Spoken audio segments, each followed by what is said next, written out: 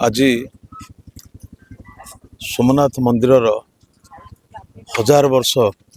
पूर्व जो आक्रमण होता एवं तार जो पुनरुद्धार होता आज जनवरी 10 आज पर्यंत 75 वर्ष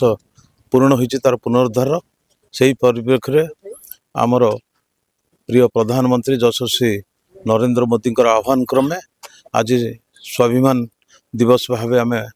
पालन करुचु एवं आज नियाली निर्वाचन मंडली आमर यही शोभनेश्वर प्रांगण रे मंदिर प्रांगण रे आज समूह दीपदान करा जायछि